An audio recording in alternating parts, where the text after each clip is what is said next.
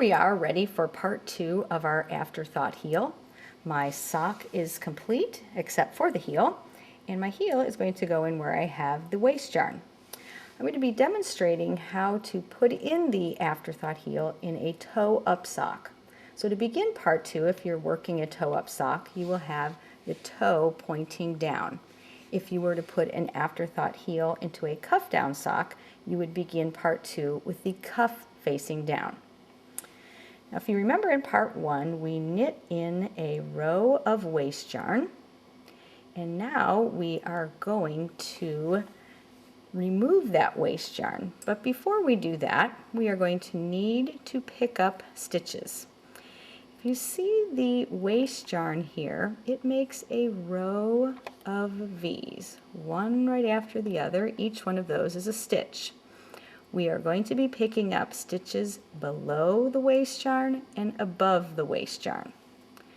We're going to start here at the right side of the right hand side of the waist yarn stitches. And you see this first V here. There's a corresponding V right under it. And each V or stitch has a left leg and a right leg.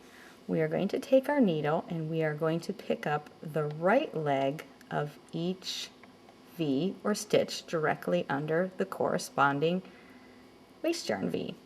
So here's the first one. Now I'm going to move to, here's the second stitch, or spread that out there, a V, and I'm going to pick up the right leg of the V or stitch below it. That dark yarn is a little bit harder to see. So here I am to the next V, pick up the right leg of the stitch below it, and I'm going to move my way across the row until I have picked up the right leg of every stitch below my waist yarn stitches. Well, here I have worked my way across the row of stitches below the waist yarn stitches, picking up the right leg of each stitch or V below that. And now it's going to be time to turn our sock, but because I'm using the magic loop method, I'm going to slide my circular needle through here. If you were using double points, you would simply grab a second double point right now.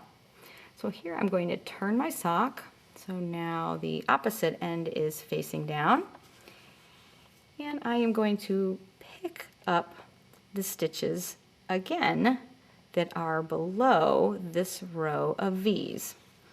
Now if you look closely on this end, and turn my sock here a little bit to the side, you can see that we have again a row of V's here, but because we are upside down, I have this extra little half of a stitch here.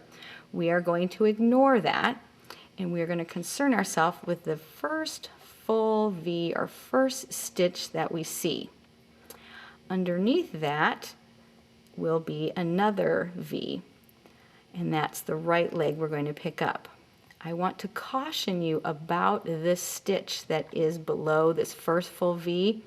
For some reason it has a real tendency to want to hide in this area, so make sure that you are seeing that whole stitch that is right underneath that first full V.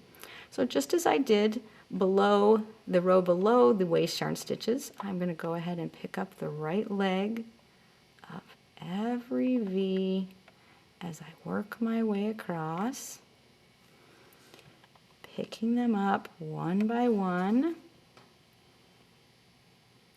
And it is a little bit harder to see here because this yarn is darker here. But you can see I'm picking up the right leg of every stitch, and I'll work all the way across this row as well. I've worked my way across the row of stitches.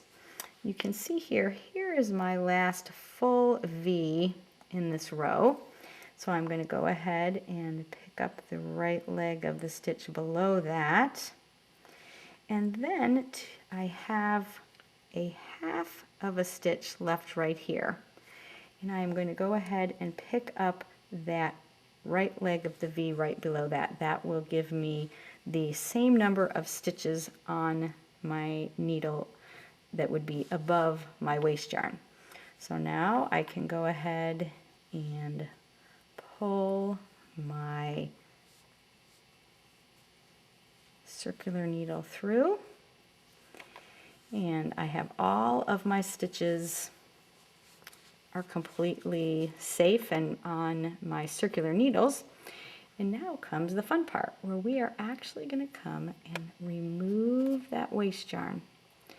I like to just use, you can use a spare double point, or here I've just got a little pin, but I'm going to pull this apart, and you can see that as I do that, my stitches that I've picked up are all on my, resting on the cable portion of my circular needle, and just pull them out. Nothing is going to happen to your work.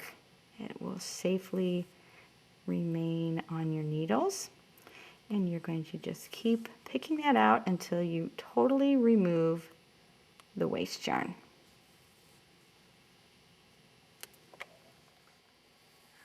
Here I am at the end of my waist yarn row. Just one more stitch to remove, and it's a little sticking in there a little bit.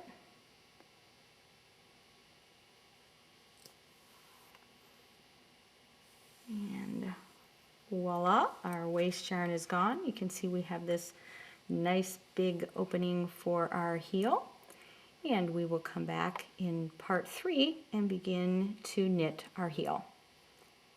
Happy knitting!